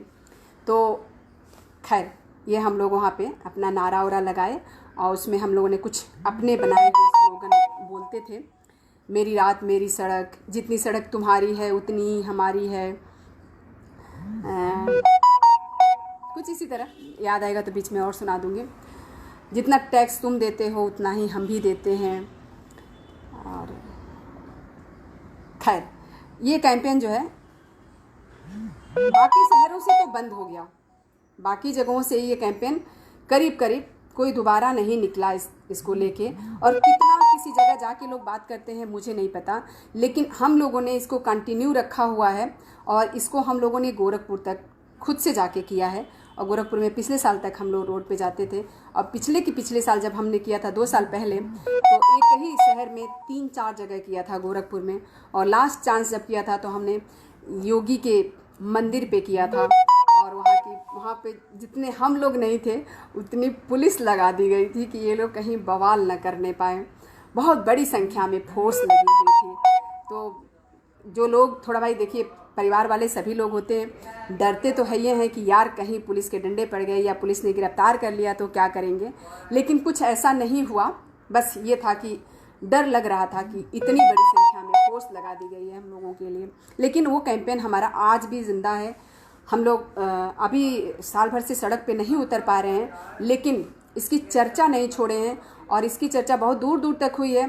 ऑक्सफोर्ड में इस पर बातचीत रखी थी लोगों ने, IIT में इस पर, दिल्ली पोएट्री फेस्टिवल वाले लोगों ने इस पर बातचीत रखी थी, सवाल पूछा था कि क्यों इसको लेके आप लोग आए थे। तो इस तरह करके वो कैंपेन हुआ। और अभी फ़िलहाल जो है जिस तरह काम कर रहा है मेरा रंग, आप लोग देख ही रहे हैं। मेरा रंग का मेन काम होता है कि लोगों का इंटरव्यू करती हूँ मैं, वो वीडियो इंटरव्यू होता है। शुरू से यही काम, शुरुआत ही यहीं से हुई कि वीडियो इंटरव्यू करती हूँ। उनकी पूरी प्रोफाइल आपके सामने आती है कि वो कहाँ के हैं, कैसे पढ़ाई हुई, इस समय जो भी जॉब कर रहे हैं उसके लिए उन्होंने क्या क्या मेहनत की और कहाँ पे आए हैं, किस तरह पहुँचे हैं, ये होता है। बाकी धीरे धीरे हम लोगों ने इसकी एक वेबसाइट भी शुरू कर दी है। तो वेबसाइट में आप लोगों के द्वारा लिखे हुए कविताएं, कहानियाँ, लेख, ये सब छपते हैं। अब इस समय हम देख ही रहे हैं पेज पे 2 लाइव हम लेके आते हैं, एक 4 से लेके 5 बजे और एक 7 से 8 बजे। हालांकि आप लोगों ने भी, वंदना ने भी 4 बजे शुरू कर दिया, तो मैं इनका जो है अटूट बंधन वाला मैं नहीं देख पाती हूँ। और कल वंदना का मेरे पास परसों रात मैसेज आया था, फिर मुझे लगा कि मुझे ही फ़ोन कर लेना चाहिए। मुझे लगता है यार किसी का मैसेज आया है तो फ़ोन वो करे या मैं करूँ, बात बराबर है। तो मैंने खुद से फ़ोन किया वंदना को, और मैंने बातों बातों में वंदना को कोई शुक्रिया अदा नहीं किया। और बहुत बहुत बहुत मतलब शुक्रिया कि आप पात्र हैं और कि आपने मुझे जो है इस लायक समझा कि मैं आके मेरा रंग की जो भी बातें हैं, अनुभव हैं, मैं शेयर करूं। सोनी पांडे कह रही हैं कि मैं गीत गुनगुना दूं, पता नहीं यार।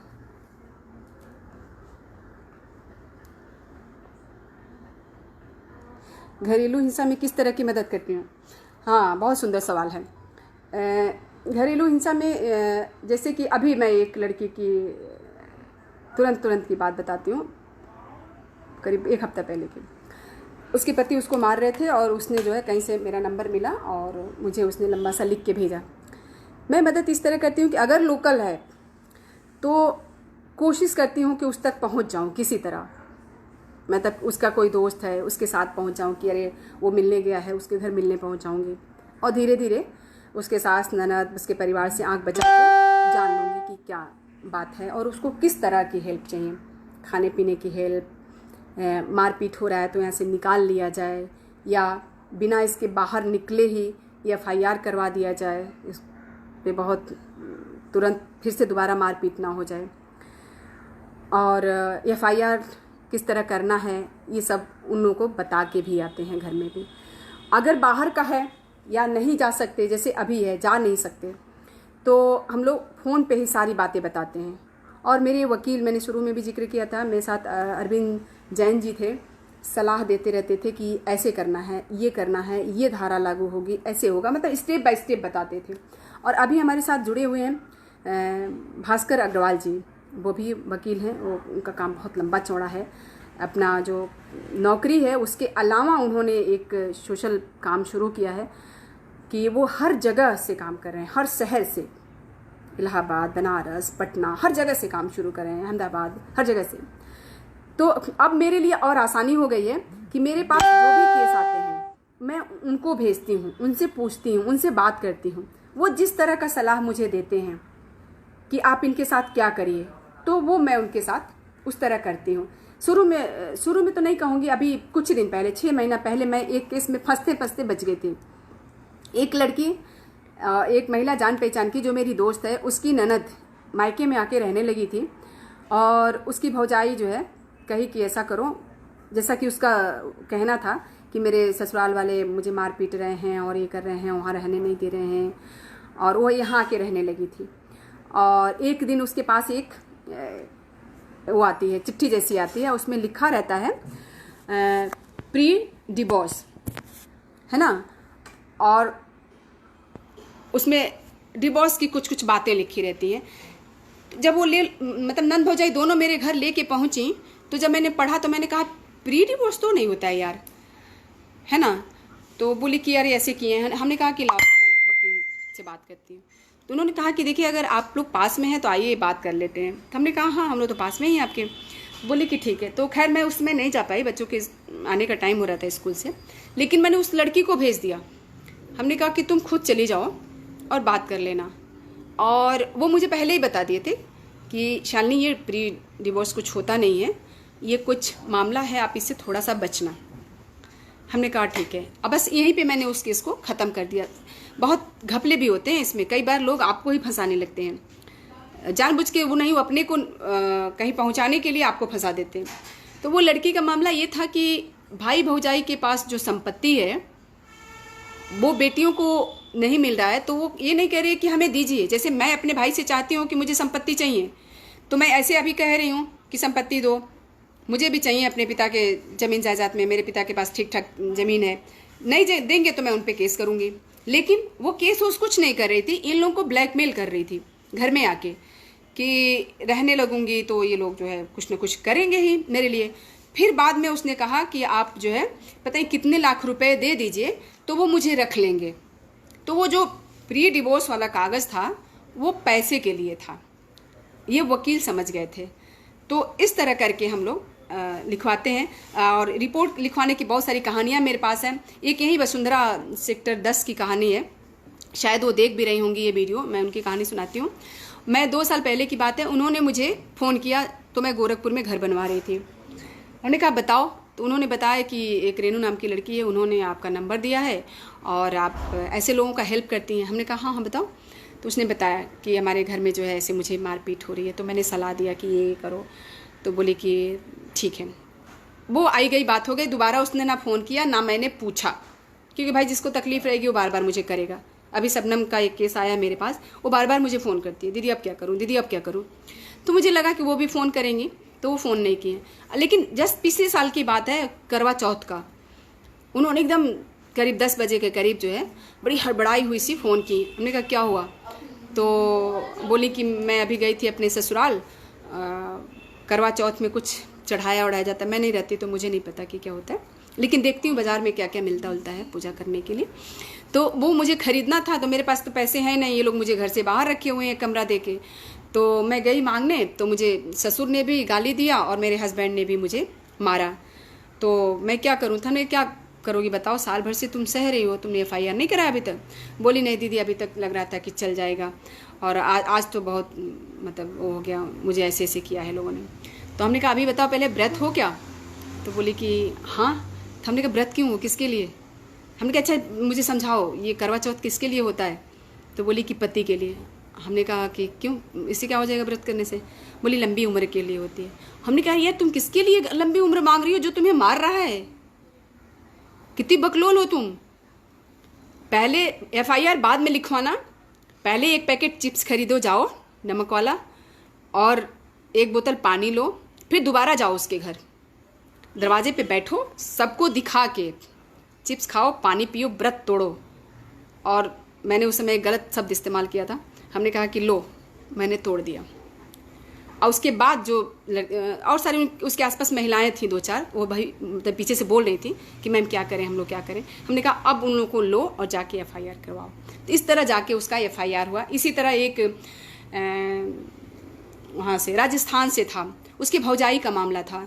उन लोगों ने भी कहा कि मैम FIR लिखा ही नहीं रहा है, लिख ही नहीं रहे हैं पुलिस वाले। हमने कहा कैसे नहीं लिखेंगे, 4 पैकेट बिस्किट डालो बैग में और 2 बोतल पानी डालो, शाम तक बैठे रहो, जब तक पहले वाले की ड्यूटी हट नहीं जाती है, दूसरे शिफ्ट के लोग आएंगे, अपने आप लिखा जाएगा। बैठे रहो, जब तक नहीं लिखा जाएगा तब तक बैठे रहो वहाँ पे। इस तरह करके उनका FIR लिखाया, केस चल रहा है। अभी एक लड़की का मामला था, उसका बॉयफ्रेंड उसको ब्लैकमेल कर रहा था, उसकी तस्वीरें इधर उधर डाल के। उसको हम लोगों ने जाके महिला आयोग में कागज़ पत्र बनवाया। जो 3 दिन में काम होता है वो 3 घंटा में करवाया था, किसी के सोर्स से हुआ, कोई थे दोस्त मदद कर रहे थे, और फिर उसका FIR लिखाया।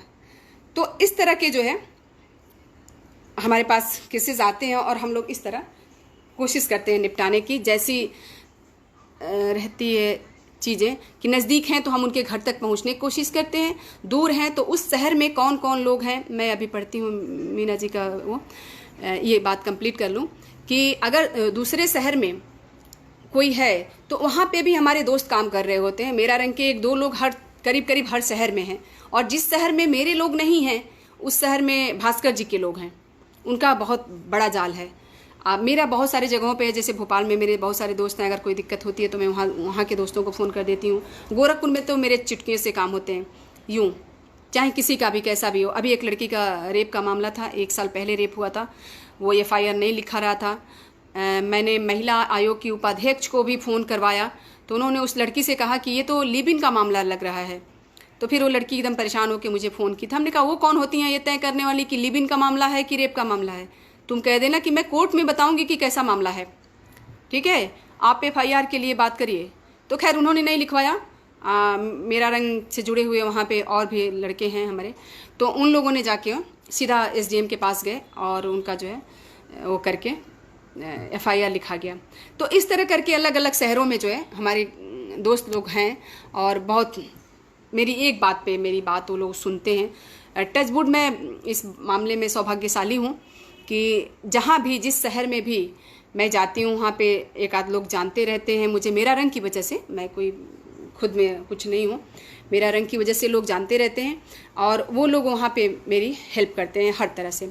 तो डोमेस्टिक वायलेंस में इस समय मेरे पास बहुत केसेस आ रहे हैं, बहुत ज़्यादा आ रहे हैं। तो मैं घर नहीं जा पा रही हूँ किसी के, तो मैं यही कहती हूँ कि जितना हो सकता है ऐसे ऐसे करो। अगर आप कहीं जाके रह सकते हो इस समय मार से बचने के लिए वो करो। बाकी एफआईआर की सारी प्रोसेस हम लोग इसी तरह शुरू करते हैं कि पहले वकील से बात करते हैं, जो वकील हमें कहते हैं स्टेप बाय स्टेप। हम अपने हाथ में कोई कानून नहीं लेते, कुछ नहीं करते, कानून के खिलाफ कोई बात नहीं करते, किसी से गाली गलौज नहीं करते, इवन उनके परिवार वालों को भी हम लोग गाली गलौज नहीं करते हैं। अगर कभी कई केस में ऐसा हुआ है कि हमें सामने आना पड़ा है, एक केस में जैसे स्मिता चौधरी जी का केस था, मैं उनका नाम भी ले रही हूँ, वो एक बहुत बड़ी सोशल वर्कर की पत्नी है, तो उसमें हमें पुलिस के सामने आना पड़ा था। तो कई बार हम लोग को आना पड़ता है और दरअसल हम लोग इसलिए बचते हैं पुलिस के सामने आने से, ये डर नहीं, डर क्या कोई कर लेगा यार, लेकिन बचते हैं बार बार इसलिए कि अगर मैं एक केस के साथ चली गई तो जितने लोग सुनेंगे तो उनको लगेगा कि मैंने उनका एफआईआर लिखवाया तो इनका क्यों नहीं, तो इनके लिए भी मैं ही जाऊं। तो मैं बस सुझाव देती हूं और मैं कहती हूं कि आप जाके खड़े रहो। जब तक आप नहीं खड़े होगे तब तक मैं आपके पीछे से नहीं जा सकती। आप बहुत सारे लोग ऐसे हैं कि वो चाहेंगे, जितने भी लोग सोशल वर्क कर रहे होंगे उनके सामने इस तरह के केसेस आ रहे होंगे, कि वो चाहते हैं कि आपके पास अगर उन्होंने फ़ोन कर दिया तो आप ही करो, उनको कुछ ना करना पड़े।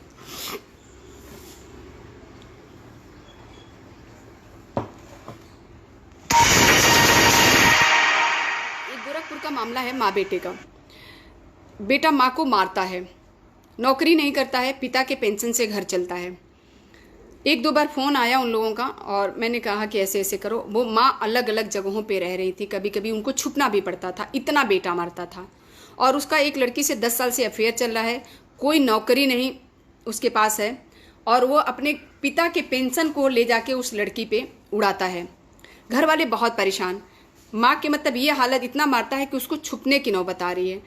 बहुत सारी बातों के बाद मैंने कहा, क्योंकि वो बहुत लंबी कहानी है, बस इतना बता देते हैं कि मैंने उन माँ को कहा कि आप एक न्यूज़ में दे दीजिए, किसी भी पेपर में दे दीजिए कि मैं तुमको अपनी सारी संपत्ति से बेदखल करती हूँ, वो अपने आप लाइन पे आ जाएगा।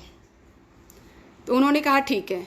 फिर अगले दिन उन्होंने फ़ोन किया कि मैडम ये कैसे हो सकता है कि वो मेरा बेटा है और मैं उसे कैसे कह सकती हूँ कि मेरी संपत्ति से बेदखल हो जाए। हमने कहा कि अब तब फिर मार सही है, क्या कर सकते हैं। देखिए हमारे हाथ, देखिए हम लोग भगवान तो है नहीं कि आपके बेटे को जाके कोई दवाई पिला देंगे, मीठी घुट्टी पिला देंगे और आपका बेटा हमारी बात मानने लगेगा, ऐसा तो नहीं है ना। आपको कुछ तो करना पड़ेगा उसको डराने के लिए। बाद में उसको अपनी संपत्ति दे दीजिएगा, बाद में एक और आप डाल दीजिएगा कि भाई उस समय हम किसी वजह से इसको किए थे, मेरा बेटा सुधर गया है और मैं अपने बेटे को ही देना चाहती हूँ। तो खैर इस तरह के भी केसेस आएंगे। जो लोग चाहेंगे कि आप उनका स्टेप बाय स्टेप सारा कुछ कर दो, एफआईआर लिखवा दो, उनकी तरफ से लड़ लो, सब कुछ कर दो, उनको कहीं जाना ना पड़े, उनको अपने बेटे से, अपने बेटी से, अपने बहू से, अपने पति से, जिस रिश्ते में भी हैं वो, उससे उनकी कोई अनमन ना होने पाए। कई बार ऐसे केसेस भी आते हैं, तो उसको संभल के देखना पड़ता है, उनको समझना पड़ता है, सुनना पड़ता है। कोशिश हम लोग की ये रहती है कि जो लोग भी शिकायत करते हैं फिर हम उनसे रिटर्न में चीज़ें ले लेते हैं कि आप हमें लिख के भेजें। कैसे हम इस बात पे भरोसा करें आपके, कैसे हम फेथ करें कि आप सही बोल रही हैं या बोल रहे हैं। एक आध लड़कों के भी केस ऐसे आए हैं, लेकिन वो रेयर रहे हैं, वो छोटी मोटी घटनाएं रही हैं जो बहुत जल्दी सुलझ गई हैं। हाँ, एक महत्वपूर्ण बात बताएं कि हम लोगों के पास ऐसे केसेस भी आते हैं कि जो तलाक के लिए पति पत्नी तैयार हो गए होते हैं एकदम से, बहुत कम दिन की शादी में, और कहते हैं कि मैम हमें तलाक दिलवा दीजिए। तो कुछ केसेस तो गए वकील के पास, वहाँ पे भी उन्होंने खुद से काउंसलिंग कर दी, और कुछ केसेस हम लोग खुद काउंसलिंग किए, मैं और मेरे पति। कुछ को मैंने किया, कुछ को दिनेश जी ने किया।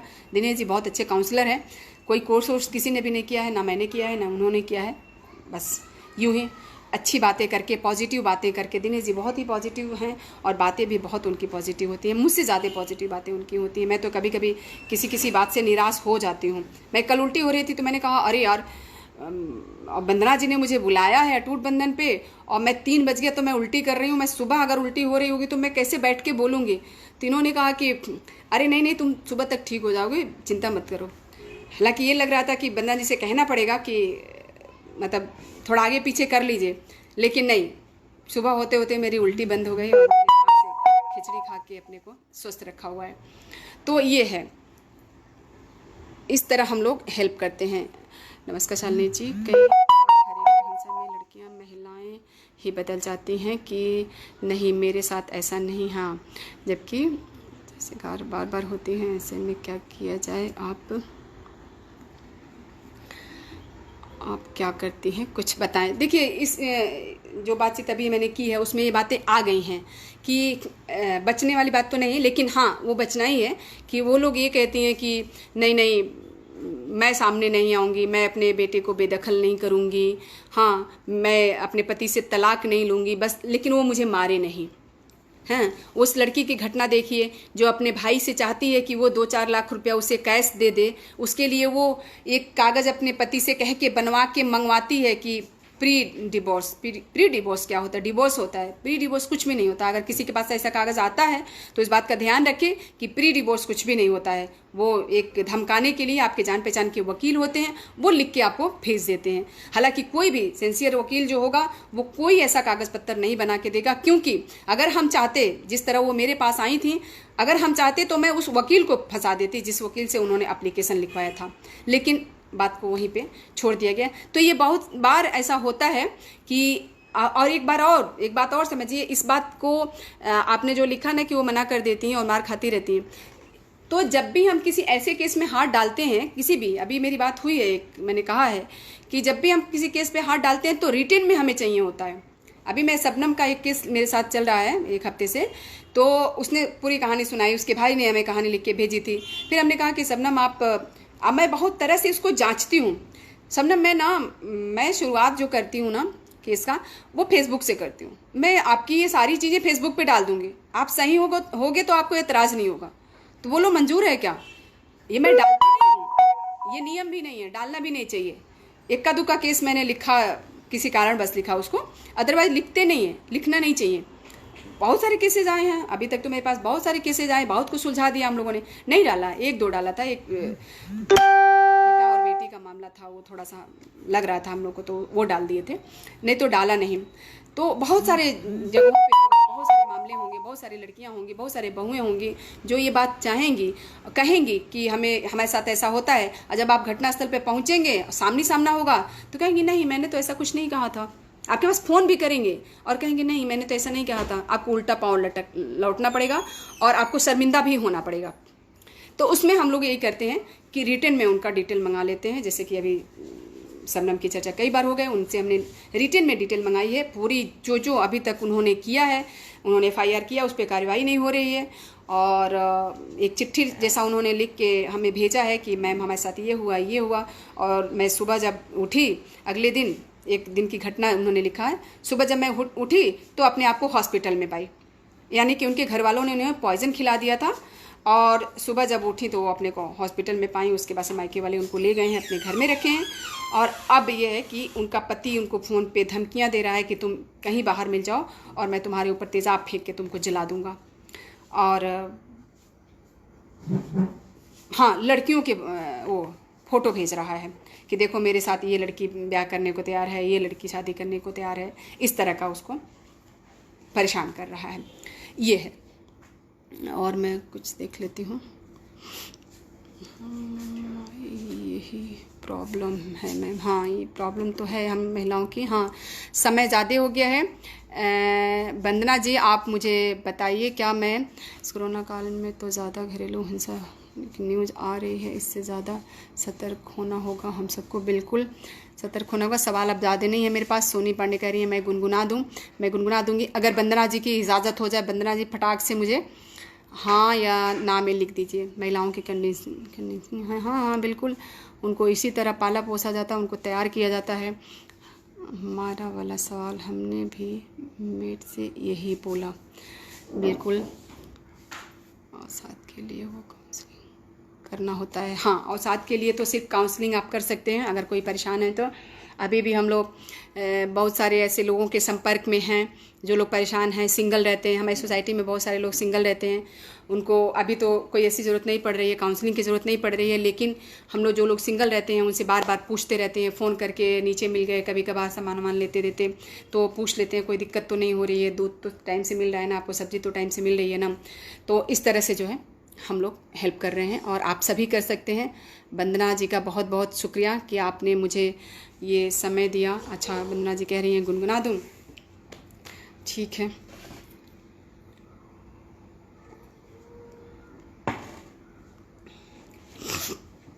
पता नहीं ये पूरा याद है कि नहीं। भोजपुरी तो सबको आती ही होगी, भोजपुरी में है वो।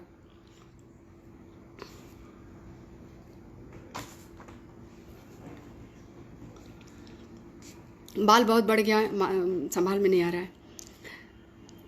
आईब्रो तो फिर भी संभल जा रहा है। मेरी शादी हुई थी बिना आईब्रो बनाए, तो आईब्रो से दिक्कत नहीं हो रही है, बाल से हो रही है। चला हो सखी घूमे चली राती में बाजार, चला हो सखी घूमे चली राती में बाजार, चला हो सखी घूमे चली। सड़क आपन बाटे, लाइट भी आपन बाटे, सड़क आपन बाटे, लाइट भी आपन बाटे।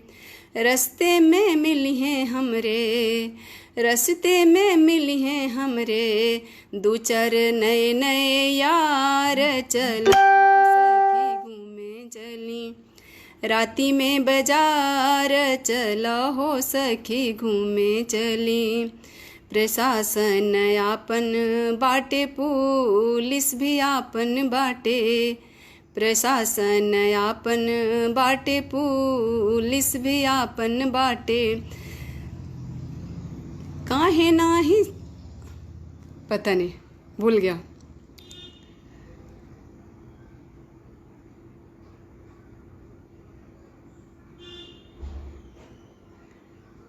प्रशासन आपन बाटे, पुलिस भी आपन बाटे, प्रशासन आपन बाटे, पुलिस भी आपन बाटे।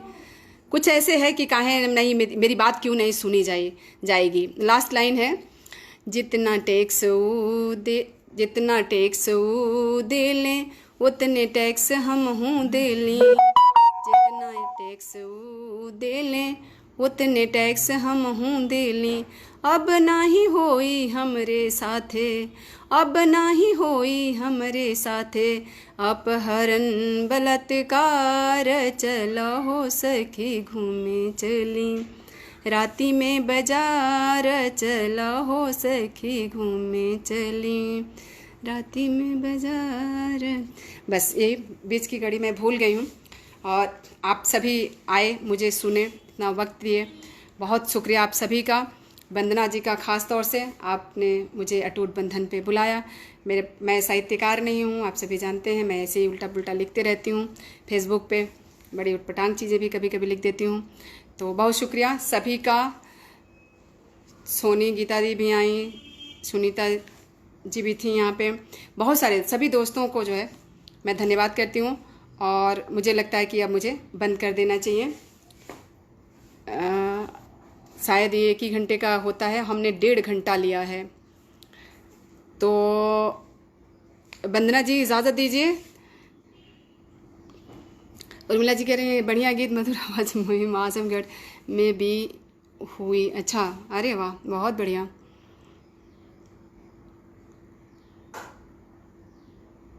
वाह, बहुत सुंदर, आपका बहुत बहुत शुक्रिया मिशने। ठीक है, ये मुझे संकेत मिल गया है कि अब मुझे जाना चाहिए, तो हम बंद करते हैं। सारे दोस्तों को धन्यवाद। पांडे संजय, भोजपुरी का माधुर्य यही अलग है, मधुर प्रस्तुति के लिए हार्दिक बधाई। बहुत शुक्रिया आपका भी दोस्त। वंदना जी, बहुत अच्छा लगा आपसे बात करके। ठीक है वंदना जी, अब हम फिनिश करते हैं। बहुत शुक्रिया आप सभी का, आपका भी बहुत शुक्रिया। और समय अलग होता तो मैं अटूट बंधन रोज़ देख पाती, मैं देखती हूँ लेकिन बाद में देखती हूँ। और मुझे लगता है कि मुझे ये बात सोचनी पड़ेगी कि टाइम का कुछ करूँ। मैं शायद चेंज करूँगी, आप रहने दीजिए। और किसी भी समय, मैं जिस समय मेरा मूड होगा, मैं बहुत मूडी हूँ, ज़िद्दी हूँ, तो मुझे लगेगा कि आपके समय से मेरा समय टकरा रहा है, तो मैं उसे जो है चेंज कर दूँगी फटाक से। तो देखती हूँ, अभी 17 तारीख तक कुछ नहीं करूँगी, लेकिन इसके बाद का समय जो है हम आपसे टकराने नहीं देंगे, चेंज कर देंगे। बहुत शुक्रिया दोस्तों, सभी का बहुत शुक्रिया।